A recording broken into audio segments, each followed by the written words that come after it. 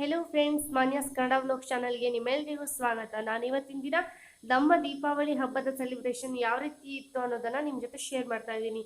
ದೀಪಾವಳಿ ಹಬ್ಬ ಕಳೆದು ತುಂಬ ದಿನ ಆಯಿತು, ಆದರೂ ಕೂಡ ನಾನು ಇವಾಗ ಅಪ್ಲೋಡ್ ಮಾಡ್ತಾ ಇದ್ದೀನಿ. ಯಾಕಂದರೆ ನಾವು ಊರಿನಲ್ಲೇ ಆಲ್ಮೋಸ್ಟ್ 1 ತಿಂಗಳು ಇರೋದ್ರಿಂದ ನನಗೆ ಆ ಟೈಮ್ನಲ್ಲಿ ಅಪ್ಲೋಡ್ ಮಾಡೋಕ್ಕಾಗಿರಲಿಲ್ಲ. ಹಾಗಾಗಿ ಊರಿಂದ ಬಂದ ಮೇಲೆ ಇವಾಗ ಒಂದೊಂದೇ ವಿಡಿಯೋನ ಶೂಟ್ ಮಾಡ್ತಾ ಇದ್ದೀನಿ. ಇಲ್ಲಿ ನಾನು ಒಂದು ಬೌಲ್ನಲ್ಲಿ ಸ್ವಲ್ಪ ನೀರು ತೆಗೆದುಕೊಂಡು, ಇದಕ್ಕೆ ಶೇಡಿ ಅಂತ ಹೇಳ್ತೀವಿ ನಾವು, ವೈಟ್ ಕಲರ್ ಮಣ್ಣು, ಅದನ್ನು ಮಿಕ್ಸ್ ಮಾಡ್ಕೊಳ್ತಾ ಇದ್ದೀನಿ ನೀರಿನಲ್ಲಿ. ಇದರಿಂದ ನಾವು ದೀಪಾವಳಿ ದಿನದ ಹಿಂದಿನ ದಿನ ರಂಗೋಲಿಯನ್ನು ಹಾಕಿರ್ತೀವಿ. ಅದಕ್ಕೋಸ್ಕರ ನಾನು ಈ ರೀತಿ ಪ್ರಿಪೇರ್ ಮಾಡ್ತಾ ಇದ್ದೀನಿ. ಇವಾಗ ಇದು ತಯಾರಾಗಿದೆ. ಇದನ್ನು ಬ್ರಷಿಂದ ಕೂಡ ನಾವು ಬಿಡಿಸ್ಬಹುದು, ಬಟ್ ಈ ರೀತಿ ಅಡಿಕೆ ಸಿಪ್ಪೆಯಿಂದ ನಾವು ಮಾಮೂಲಿ ಯಾವಾಗೂ ಬಿಡಿಸ್ತೀವಿ. ಇವಾಗ ಬ್ರಷಿಂದ ಕೂಡ ಬಿಡಿಸ್ತಾರೆ. ನಾನಿಲ್ಲಿ ಅಡಿಕೆ ಸಿಪ್ಪೆನೇ ತೆಗೆದುಕೊಂಡು ಬಾಗಿಲಿಗೆ ಬಲೀಂದ್ರನ ಹೆಜ್ಜೆಯನ್ನು ಬಿಡಿಸ್ತಾ ಇದ್ದೀನಿ. ಅದನ್ನು ನಿಮ್ಮ ಜೊತೆ ಶೇರ್ ಮಾಡ್ತಾ ಇದ್ದೀನಿ. ನೋಡ್ತಾ ಇರ್ಬೋದು ನೀವು.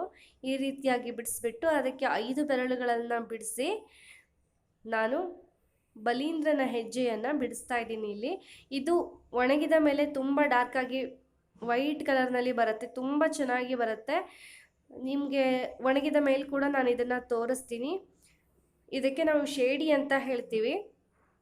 ನೋಡ್ತಾ ಎರಡು ಹೋಗುವ ಹೆಜ್ಜೆ ಹಾಗೂ 2 ಬರುವ ಹೆಜ್ಜೆಯನ್ನು ಈ ರೀತಿಯಾಗಿ ನಾನು ಬಿಡಿಸ್ತಾ ಇದ್ದೀನಿ. ಪ್ರತಿ ಸಲ ನಮ್ಮ ಅತ್ತೆನೇ ಎಲ್ಲನೂ ಮಾಡ್ತಿದ್ರು, ಬಟ್ ಈ ಸಲ ನಾನು ಈ ರೀತಿಯಾಗಿ ರಂಗೋಲಿಯನ್ನು ಬಿಡಿಸ್ತಾ ಇದ್ದೀನಿ.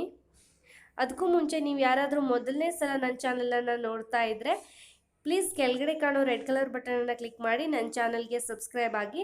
ತಕ್ಷಣ ಪಕ್ಕದಲ್ಲಿ ಒಂದು ಬೆಲ್ ಐಕನ್ ಕಾಣಿಸುತ್ತೆ. ಇದರಿಂದ ನಾನು ಯಾವುದೇ ವಿಡಿಯೋ ಅಪ್ಲೋಡ್ ಮಾಡಿದ್ರೂ ಕೂಡ ಅದರ ನೋಟಿಫಿಕೇಷನ್ ನಿಮಗೆ ಬಂದು ತಲುಪುತ್ತೆ. ನಾನು ಯಾವಾಗ ಅಪ್ಲೋಡ್ ಮಾಡ್ತೀನೋ ತಕ್ಷಣ ನಿಮಗೆ ಬಂದು ತಲುಪುತ್ತೆ. ಇದರಿಂದ ನಾನು ಯಾವುದೇ ವಿಡಿಯೋಗಳು ಕೂಡ ನಿಮಗೆ ಮಿಸ್ ಆಗೋದಿಲ್ಲ. ನಾನು ಹಿಂದೆ ಅಪ್ಲೋಡ್ ಮಾಡಿರೋ ವಿಡಿಯೋಗಳನ್ನು ಕೂಡ ನೀವು ನೋಡ್ಬೋದು. ಪ್ಲೀಸ್ ನನ್ನ ಚಾನಲನ್ನು ಸಬ್ಸ್ಕ್ರೈಬ್ ಮಾಡಿ. ನೋಡಿ, ಈ ರೀತಿಯಾಗಿ ನಾನು ಬಲೀಂದ್ರನ ಹೆಜ್ಜೆಯನ್ನು ಬಿಡಿಸ್ತಾ ಇದ್ದೀನಿ. ನಿಮಗೆ ನನ್ನ ವೀಡಿಯೋಸ್ಗಳು ಇಷ್ಟ ಆದರೆ ಪ್ಲೀಸ್ ಒಂದು ಲೈಕ್ ಮಾಡಿ. ನೀವು ಲೈಕ್ ಮಾಡೋದ್ರಿಂದನೇ ನನಗೆ ನನ್ನ ವೀಡಿಯೋಸ್ಗಳು ನಿಮಗೆ ಇಷ್ಟ ಆಗ್ತಿವೆ ಅಂತ ಗೊತ್ತಾಗತ್ತೆ. ಹಾಗೆ ಮುಂದೆ ಮತ್ತೆ ವಿಡಿಯೋ ಮಾಡೋದಕ್ಕೂ ಕೂಡ ನನಗೆ ಇನ್ಸ್ಪಿರೇಷನ್ ಸಿಗತ್ತೆ. ಹಾಗೆ ನಿಮ್ಮ ಅನಿಸಿಕೆ ಅಭಿಪ್ರಾಯಗಳನ್ನು ನನಗೆ ಕಾಮೆಂಟ್ ಮೂಲಕ ತಿಳಿಸಿ. ಹಾಗೆ ಹೆಚ್ಚು ನನ್ನ ವೀಡಿಯೋಸ್ಗಳನ್ನು ನಿಮ್ಮ ಫ್ರೆಂಡ್ಸ್ ಆ್ಯಂಡ್ ಫ್ಯಾಮಿಲಿ ಜೊತೆ ಶೇರ್ ಮಾಡಿ. ಇವಾಗ ಬಲೀಂದ್ರನ ಹೆಜ್ಜೆಯೆಲ್ಲ ಬಿಡಿಸಿ ಆದಮೇಲೆ ನಾವು ದೀಪಾವಳಿ ದಿನ ಬೆಳಿಗ್ಗೆ ಎಣ್ಣೆ ಸ್ನಾನವನ್ನು ಮಾಡೋದು ರೂಢಿ. ಅದಕ್ಕೋಸ್ಕರ ಎಣ್ಣೆ ಹಚ್ಕೊಳ್ಳೋದಕ್ಕೋಸ್ಕರ ಮನೆಯಲ್ಲಿ ಎಷ್ಟು ಜನ ಇದ್ದಿರ್ತೀವೋ ಅವರಿಗೆ ಪ್ರತಿಯೊಬ್ಬರಿಗೂ ಒಂದೊಂದು ರಂಗೋಲಿಯನ್ನು ನಾವಿಲ್ಲಿ ಬಿಡಿಸ್ತೀವಿ. ಅದಕ್ಕೋಸ್ಕರ ನಾನಿಲ್ಲಿ ರಂಗೋಲಿಯನ್ನು ಬಿಡಿಸ್ತಾ ಇದ್ದೀನಿ. ಇದನ್ನು ಕೂಡ ನಾನು ಶೇಡಿಯಿಂದಲೇ ಬಿಡಿಸ್ತಾ ಇದ್ದೀನಿ. ಇದು ಕೂಡ ಒಣಗಿದ ಮೇಲೆ ಸಖತ್ತಾಗಿ ವೈಟ್ ಕಲರಲ್ಲಿ ಕಾಣಿಸುತ್ತೆ.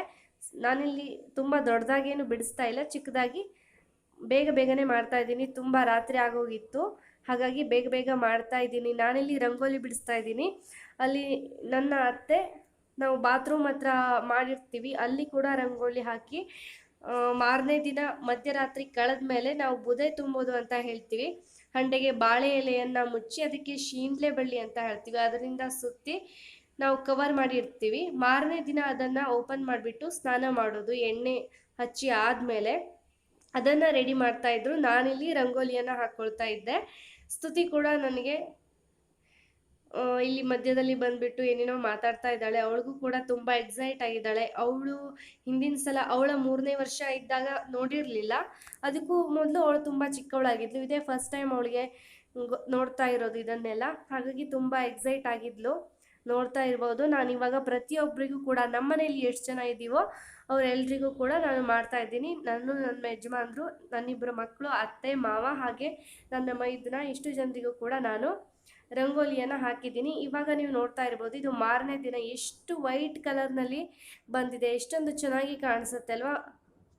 ಪಕ್ಕ ಪೇಂಟಲ್ಲಿ ಮಾಡಿರೋ ಥರನೇ ಕಲರ್ ಕೂಡ ಬರುತ್ತೆ. ಇದಕ್ಕೆಲ್ಲ ಪೂಜೆ ಮಾಡಿಬಿಟ್ಟು ಇವಾಗ ಎಲ್ಲ ಮಂಡಲಗಳನ್ನು ಅಂದರೆ ರಂಗೋಲಿಗಳನ್ನು ನಿಮಗೆ ತೋರಿಸ್ತಾ ಇದ್ದೀನಿ. ನೋಡ್ತಾ ಇರ್ಬೋದು, ಇದು ಕೂಡ ಡಾರ್ಕ್ ಆಗಿ ಬಂದಿದೆ. ಅಪ್ಪ ಮಕ್ಕಳು ಎಲ್ಲರೂ ಕೂಡ ಅವರವರಿಗೆ ಅದೇ ರಂಗೋಲಿ ಬೇಕು ಅಂತ ಆಲ್ರೆಡಿ ಹೆಸರನ್ನು ಕೂಡ ಬರೆದಿದ್ರು. ಹಾಗೆ ಕಾಯಿ ಎಲ್ಲ ಒಡೆದ್ಬಿಟ್ಟು ಪೂಜೆ ಮಾಡಿ ಆದಮೇಲೆ ಇವಾಗ ನಾವು ಒಬ್ಬೊಬ್ಬರೇ ಎಣ್ಣೆಯನ್ನು ಎರಿಯೋದು ಅಂತ ಹೇಳ್ತೀವಿ, ಹಾಗೆ ಮಾಡ್ತಾ ಇದ್ದೀವಿ. ನಾನು, ಅತ್ತೆ, ಸ್ತುತಿ, ಸನ ಎಲ್ಲರೂ ಕೂಡ ಪ್ರತಿಯೊಬ್ಬರಿಗೂ ಕೂಡ ಕಾಲಿಗೆ, ಭುಜಕ್ಕೆ, ಕೈಗೆ, ತಲೆಗೆ ಎಲ್ಲ ಕೂಡ ಎಣ್ಣೆ ಹಾಕಿಬಿಟ್ಟು ಸವರ್ತೀವಿ. ಹಾಗೆ ಕಿವಿಗೂ ಕೂಡ ಹಾಕ್ಕೊಳ್ತೀವಿ. ಕಿವಿಗೆ ಹಾಕ್ಕೊಳ್ದೇ ಇದ್ರೆ ಮುಂದಿನ ಜನ್ಮದಲ್ಲಿ ಹಂದಿಯಾಗಿ ಹುಟ್ಟುತ್ತಾರೆ ಅನ್ನೋ ನಂಬಿಕೆ ಕೂಡ ಇದೆ. ಹಾಗಾಗಿ ಕಿವಿಗಂತೂ ಮರಿದೇನೆ ಹಾಕ್ಕೊಳ್ತಾರೆ. ಇವಾಗ ಇದೇ ರೀತಿಯಾಗಿ ನಾವೆಲ್ಲರೂ ಕೂಡ ಎಣ್ಣೆಯನ್ನು ಎರ್ಕೊಳ್ತಾ ಇದ್ದೀವಿ.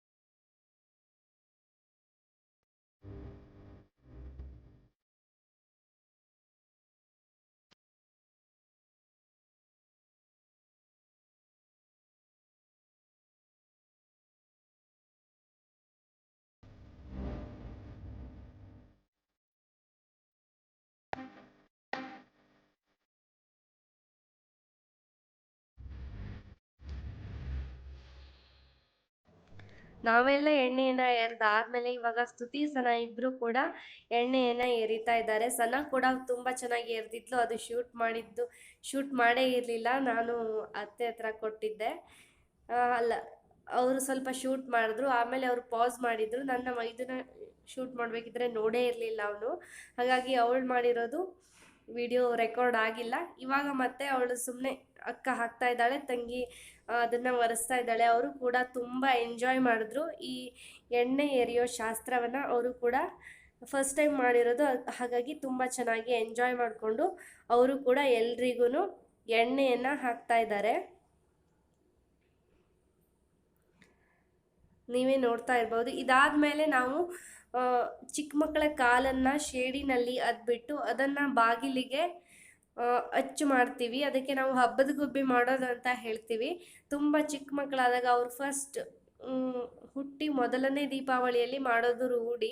ಇವಾಗ ಕೂಡ ನಾವು ಮಾಡ್ತಾ ಇದ್ವಿ, ಅವರಿನ್ನೂ ಚಿಕ್ಕವರೇ ಅಲ್ವಾ, ಹಾಗಾಗಿ ಅವರಿಗೂ ಕೂಡ ಗೊತ್ತಾಗಲಿ ಅನ್ನೋದಕ್ಕೋಸ್ಕರ ನಾವಿಲ್ಲಿ ಸನಂದು ಹಾಗೆ ಸ್ತುತಿಯ ಇಬ್ಬರ ಕಾಲುಗಳನ್ನು ಕೂಡ ನಮ್ಮ ಬಾಗಿಲಿನಲ್ಲಿ ಅಚ್ಚನ್ನ ಮಾಡ್ತಾ ಇದ್ವಿ. ಈ ರೀತಿ ಶೇಡಿಯನ್ನು ಕರಡ್ಬಿಟ್ಟು ಅದರಲ್ಲಿ ಅವರ ಕಾಲನ್ನು ಅದ್ದಿ ಈ ರೀತಿಯಾಗಿ ನಾವು ಬಾಗಿಲಿಗೆ ಅದನ್ನು ಅಚ್ಚನ್ನು ಮೂಡಿಸ್ತಾ ಇದ್ದೀವಿ.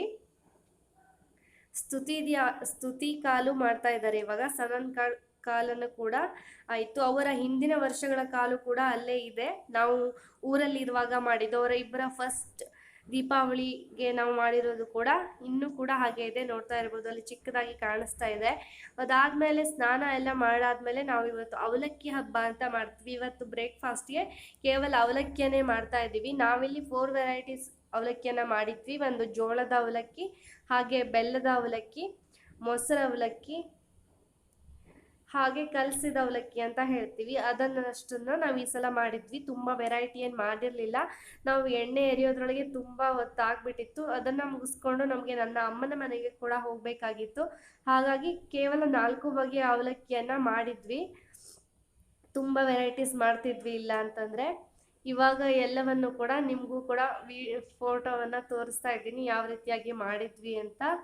ಇವಾಗ ನಾವು ನಮ್ಮ ತಿಂಡಿಯನ್ನೆಲ್ಲ ಮುಗಿಸ್ಬಿಟ್ಟು ಇವಾಗ ನನ್ನ ಅಮ್ಮನ ಮನೆಗೆ ಹೊರಡ್ತಾ ಇದ್ದೀವಿ. ನಾನು ಸ್ತುತಿ ಸನ ಮತ್ತು ನಮ್ಮ ಮನೆಯವರು ನನ್ನ ತಾಯಿ ಮನೆಗೆ ಹೋಗ್ತಾ ಇದ್ದೀವಿ ದೀಪಾವಳಿ ಹಬ್ಬಕ್ಕೋಸ್ಕರ. ನಾವು ಊರಲ್ಲಿದ್ರಂತೂ ಖಂಡಿತವಾಗಿ ಹೋಗ್ತೀವಿ ದೀಪಾವಳಿ ಹಬ್ಬಕ್ಕೆ. ಇನ್ನೂ ತನಕ ಕೂಡ ನಾವು ಮಿಸ್ ಮಾಡಿಲ್ಲ. ಮುಂದೆ ಏನಾಗುತ್ತೋ ಗೊತ್ತಿಲ್ಲ. ಇಲ್ಲಿವರೆಗಂತೂ ಯಾವುದೇ ಹಬ್ಬವನ್ನು ಕೂಡ ಮಿಸ್ ಮಾಡಿಲ್ಲ. ಸ್ತುತಿ ಒಬ್ಬಳೇ ಹಿಂದ್ಗಡೆ ಇರ್ತೀನಿ ಅಂತ ಹೇಳಿದ್ಲು, ಹಾಗಾಗಿ ಅವಳು ಹಿಂದ್ಗಡೆ ಸೀಟ್ಗೆ ಹೋಗಿದ್ದಾಳೆ. ಸನ ನನ್ನ ಕಾಲ ಮೇಲೆ ಕೂತ್ಕೊಂಡು ಇದ್ದಾಳೆ. ಅವಳಿಗೂ ಕೂಡ ನಿದ್ದೆ ಬರೋ ಟೈಮ್ ಆಗಿತ್ತು. ಅಲ್ಲಿಗೆ ಹೋಗಿ ನಾವು ಊಟ ಎಲ್ಲ ಮಾಡ್ಕೊಂಡ್ಬಿಟ್ಟು ಸ್ವಲ್ಪ ಹೊತ್ತು ಮಾತೆಲ್ಲ ಆಡಿಬಿಟ್ಟು ವಾಪಸ್ ನಾವು ನಮ್ಮ ಮನೆಗೆ ಬಂದ್ವಿ. ಯಾಕಂದರೆ ನಮ್ಮ ಮನೆಗೆ ಕೂಡ ನನ್ನ ನಾದಿನಿ ಮತ್ತು ಅವಳ ಗಂಡ ಬರೋರಿದ್ದರು. ಹಾಗಾಗಿ ಇದಾದಮೇಲೆ ವಾಪಸ್ ಬಂದಾದಮೇಲೆ ನಾವಿಲ್ಲಿ ಕಡುಬನ್ನು ಮಾಡ್ತಾ ಇದ್ದೀವಿ. ನಾವಿಲ್ಲಿ ಸಿಹಿ ಕಡುಬು ಮತ್ತು ಚಪ್ಪೆ ಕಡುಬು ಅಂತ ಹೇಳ್ತೀವಿ, ಅದನ್ನು ಮಾಡ್ತಾ ಇದ್ದೀವಿ. ಸೌತೆಕಾಯಿನೆಲ್ಲ ಹಾಕಿಬಿಟ್ಟು ಮಾಡ್ತಾರೆ. ಅದನ್ನು ವೈಟ್ ಕಲರಲ್ಲಿ ಇರುತ್ತೆ, ಅದನ್ನು ಚಪ್ಪೆ ಕಡುಬು ಅಂತ ಹೇಳ್ತೀವಿ. ಇಲ್ಲಿ ಈ ರೀತಿ ನಾವು, ಇದು ಅರಿಶಿಣದ ಎಲೆ ಅಲ್ಲ, ನಾವು ಗೆಂಟಿಗೆ ಎಲೆ ಅಂತ ಹೇಳ್ತೀವಿ. ಅದನ್ನು ಕಡುಬು ಮಾಡೋದಕ್ಕೋಸ್ಕರನೇ ಯೂಸ್ ಮಾಡ್ತಾರೆ. ಅರಿಶಿಣದ ಎಲೆ ಥರನೇ ಇರುತ್ತೆ. ಅದನ್ನು ಈ ರೀತಿಯಾಗಿ ಮಾಡಿಬಿಟ್ಟು ಮಧ್ಯದಲ್ಲಿ ಕಾಯಿಯ ಹೂರಣವನ್ನು ಇಟ್ಬಿಟ್ಟು ಮಾಡ್ತಾ ಇದ್ದಾರೆ. ಇದು ಸಿಹಿ ಕಡುಬು. ಹಾಗೆ ಚಪ್ಪೆ ಕಡುಬಿಗೆ ಸೌತೆಕಾಯಿ ಹೋಳನ್ನು ಹಾಕಿ ಮಾಡಿರ್ತಾರೆ. ಅದೇ ರೀತಿ ಸೌತೆಕಾಯಿಯನ್ನು ಸ್ವೀಟಲ್ಲೂ ಕೂಡ ಮಾಡ್ತಾರೆ, ಬಟ್ ಈ ವರ್ಷ ಮಾಡಿರಲಿಲ್ಲ. ಈ ರೀತಿ ಒಂದು ಪಾತ್ರೆಗೆ ನೀರು ಹಾಕಿಬಿಟ್ಟು ಅದ್ರ ಮೇಲ್ಗಡೆ ಎಲ್ಲ ಒಂದು ಎಲೆಯನ್ನು ಮುಚ್ಚಿಬಿಟ್ಟು ಅದರಲ್ಲಿ ಈ ರೀತಿಯಾಗಿ ತಯಾರಿಸ್ಕೊಂಡಿರೋ ಕಡುಬನ್ನು ಇಟ್ಟು ಹಬೆಯಲ್ಲಿ ಬೇಯಿಸ್ತಾರೆ. ಇಷ್ಟು ಮಾಡಿದ್ರೆ ನಮ್ಮ ಕಡುಬು ರೆಡಿ ಆಗುತ್ತೆ. ಹಬ್ಬಕ್ಕಂತೂ ನೈವೇದ್ಯಕ್ಕಂತೂ ಮಾಡೇ ಮಾಡ್ತಾರೆ ಈ ಕಡುಬನ್ನು, ಸಿಹಿ ಕಡುಬು ಮತ್ತು ಚಪ್ಪೆ ಕಡುಬು ಎರಡನ್ನೂ ಕೂಡ. ನನ್ನ ಇವತ್ತಿನ ವ್ಲಾಗನ್ನು ನಾನು ಇಲ್ಲಿಗೆ ಎಂಡ್ ಮಾಡ್ತೀನಿ. ಮುಂದೆ ಏನಾಯಿತು ಅನ್ನೋದನ್ನು ನಾನು ನನ್ನ ನೆಕ್ಸ್ಟ್ ವ್ಲಾಗ್ನಲ್ಲಿ ಶೇರ್ ಮಾಡ್ತೀನಿ. ಇವಾಗ ನಾವು ನಮ್ಮ ಕಡುಬನ್ನು ಬೇಯಿಸೋದಕ್ಕೆ ಇಟ್ಟಿದ್ದೀವಿ. ಈ ರೀತಿಯಾಗಿ ಚೆನ್ನಾಗಿ ಬೆಂಕಿ ಉರಿತಾ ಇದ್ರೆ ಒಂದು 15 ನಿಮಿಷ ಬೇಯಿಸಿದ್ರೆ ಕೂಡ ಸಾಕು, ನಮ್ಮ ಕಡುಬು ರೆಡಿ ಆಗತ್ತೆ. ಈ ರೀತಿ ಒಂದರ ಮೇಲೊಂದನ್ನು ಇಟ್ಬಿಟ್ಟು ಮುಚ್ಚಳವನ್ನು ಕ್ಲೋಸ್ ಮಾಡಿ ಒಂದು 15 ನಿಮಿಷ ಹೈ ಫ್ಲೇಮ್ನಲ್ಲಿಟ್ಟು ಬೇಯಿಸಿದ್ರೆ ಕಡುಬು ರೆಡಿ ಆಗತ್ತೆ. ನಾನು ನನ್ನ ಇವತ್ತಿನ ವ್ಲಾಗನ್ನು ಇಲ್ಲಿಗೆ ಎಂಡ್ ಮಾಡ್ತಾ ಇದ್ದೀನಿ. ಈ ವ್ಲಾಗ್ ಇಷ್ಟ ಆದರೆ ಪ್ಲೀಸ್ ಒಂದು ಲೈಕನ್ನು ಮಾಡಿ.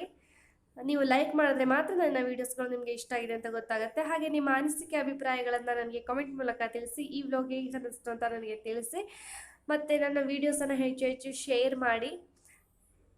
ನನ್ನ ಚಾನಲನ್ನು ಮಾತ್ರ ಸಬ್ಸ್ಕ್ರೈಬ್ ಆಗೋದನ್ನು ಮರಿಬೇಡಿ. ಮತ್ತೆ ನನ್ನ ಮುಂದಿನ ವಿಡಿಯೋದಲ್ಲಿ ಸಿಗ್ತೀನಿ. ಅಲ್ಲಿವರೆಗೂ ನಮಸ್ಕಾರ. Thanks for watching. ಇವತ್ತು 300 ಸಬ್ಸ್ಕ್ರೈಬರ್ಸ್ ಆಗಿದ್ದೀರಾ, ತುಂಬ ಥ್ಯಾಂಕ್ ಯು. ಎಲ್ರಿಗೂ ಕೂಡ ಸಬ್ಸ್ಕ್ರೈಬ್ ಆದ ಎಲ್ರಿಗೂ ಕೂಡ ತುಂಬ ಥ್ಯಾಂಕ್ಸ್. ಇದೇ ರೀತಿ ಮುಂದೆ ಕೂಡ ನನಗೆ ಪ್ರೋತ್ಸಾಹಿಸ್ತಾ ಇರಿ ಅಂತ ಹೇಳ್ತಾ ನನ್ನ ಇವತ್ತಿನ ವ್ಲಾಗನ್ನು ಇಲ್ಲಿಗೆ ಎಂಡ್ ಮಾಡ್ತಾ ಇದ್ದೀನಿ. ಮತ್ತೆ ನನ್ನ ಮುಂದಿನ ವಿಡಿಯೋದಲ್ಲಿ ಸಿಗ್ತೀನಿ. ಅಲ್ಲಿವರೆಗೂ ನಮಸ್ಕಾರ. Thanks for watching. ನೋಡ್ತಾ ಇರ್ಬೋದು ನಮ್ಮ ಕಡುಬು ಎಷ್ಟು ಚೆನ್ನಾಗಿ ರೆಡಿಯಾಗಿದೆ ಅಂತ.